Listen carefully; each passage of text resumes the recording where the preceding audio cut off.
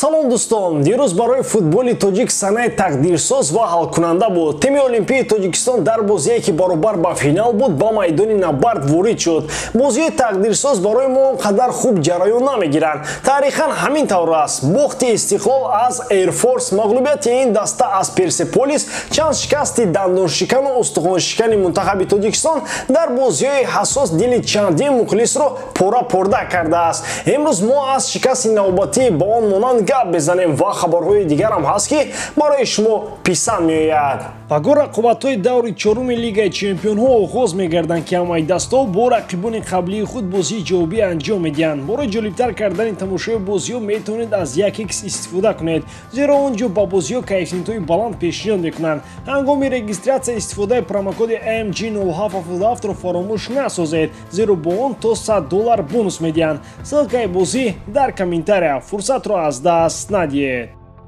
Мунтахаби тоби 3 солаи кишвар бар зидди ҳамсолони худ аз кишвари Эрон майдондорӣ кард. Бозии ҳаёту марг, рақобате ки фаротар аз як бозии оддӣ буд. То ин дам дастаи олимпии кишвар ягон бор ба чемпионати Осиё набаромадааст. Ҳамакнун мо хеле наздик будем то дар чунин сину сол аввалин бор дастаи худро ба Осиё барем. Дар ду бозии аввали гурӯҳи ҷавонони кишвар ба ҳамсолонашон аз кишварҳои Лубнон ва Непал бо ҳисоби умумӣ 7-0 дастболо шуданд. Тақвими бозиҳо чунин буд ки рақобати ҳалкунанда дар рӯзи охирини баргузории даври гурӯҳӣ сурат гирад. Аллакай шумо хабар доред ки мо шикаст хӯрдем. Ҳоҷат нест то бори дигар ҳисобро ва муаллифони голҳоро инҷо биёрем то як маротибаи дигар зарбаи ба дил хӯрем. Сармураббии даста пас аз бозӣ бохти дастпарваронашро бо баҳонаи зурии эрониҳо пӯшонд, вале рафти бозӣ куллан чизи дигарро нишон дод. Алахсус дар қисми аввали майдондорӣ ҳар дуи даста бидуни мақсади эҳтиёткорӣ бозиро шурӯъ карданд. То дақиқаи 20 ҳисоб аллакай 2-2 буд. Голи якумро мо задем. Он метавонист боварии миллипӯшони моро бештар кунад, аммо танҳо бо гузариши 2 дақиқа тӯбро аз дарвозаи худ гирифтем. Метавон ба дарвозабони тим Шорух Қирғизбоев ҷиҳати мавқеи ноҷо гирифтанаш арзу шикоятҳо кард. Ин гол эрониҳоро хеле рӯбаланду саргард намуд. Дар идома ҳамзабонони мо бо хунсардӣ бозӣ кардан, рафти бозиро таҳти контроли худ дароварда дар ниҳоят ба мақсадашон расиданд. Тими олимпии Эрон дар қатори дастҳои дигар рӯхати мустақими чемпионати Осиёро гирифт. Мо чун ҳар вақта ба умеди дигарон мешавем. Бояд ким кадом як дастаи ҷаҳони сеюм бар ким кадомаш бо ҳисоби чунчанд ғалаба кунад, мо метавонем ба Осиё равем. Хай фарз кардем бозии Мянма ва Ветнам бо ҳисоби 1-0 ё 2-0 ба мо лозим ба поён расаду дидори дастҳои Арабистони Саудӣ ва Бангладешам ба нафи мо анҷомад. Фарз кардем дигарон моро пуштора карда мебарам. Баъд дар чемпионати Осиё ба умеди кӣ мешавем? Онҷо Непал нест ки 6 гол ба дарвозааш занем. Онҷо Австрияву Ҷопону Кореяи Ҷанубиву Эрони ба мо шиносанд. Шояд дар ҳамин шабу рӯз нарафтанамон беҳтар нест. Хулосаашро худатон бароред дӯстон.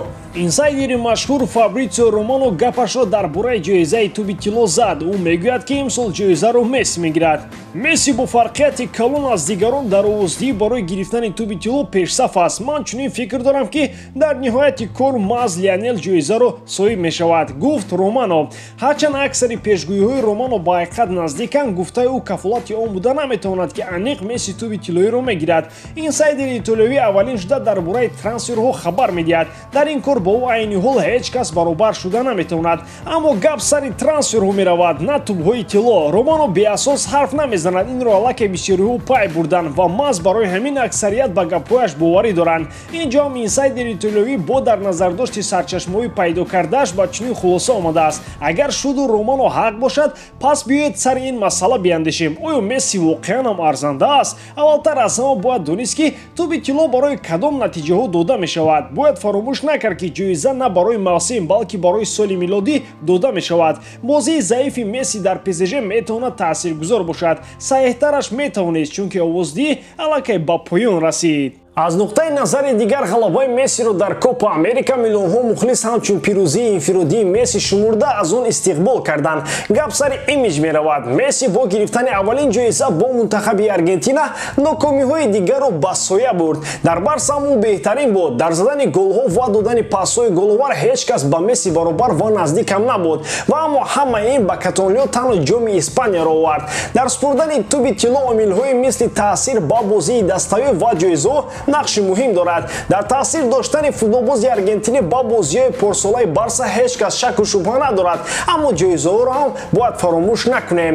Агар як нафар бозии беҳтарин дошта бошаду дасташ ҳеҷ чизро набарад, пас бозии олияш танҳо барои худи ӯ лозим аст. Пас равад дар пеши хона бо бачаҳои кӯчаашон бозӣ кардан гирад. ҳамто агар гирем таъсири Роналдо ҳам ба бозиҳои Юве зиёд буд. Гузашта аз ин ӯ ҷом ва суперҷоми Италияро бурд. Беҳтарин нишонзани Евро шуда чанд рекорди таърихиро ба номаш муҳр зад. Хулоси гап, агар Месси туби тиллоро бигирад, баҳсҳо хеле ва хеле зиёд мешаванд, чунки имсол нафарони дигаре ҳам ҳастанд ки баробар бо футболбози аргентинӣ ҳақ доранд то туби тиллоиро соҳиб шаванд. Тони Крос яке аз футболбозони донотарин дар олами футболи муосир аст. Дар зарфи чанд соли дар Реал буданаш бозингари олмонӣ аз 90% пастар дар анҷоми додани пасҳо поён нарафтааст. То ба ҳол ҳам дар сафи мадридиё мавқеи Тониро ҳеҷ кас гирифта наметавонад.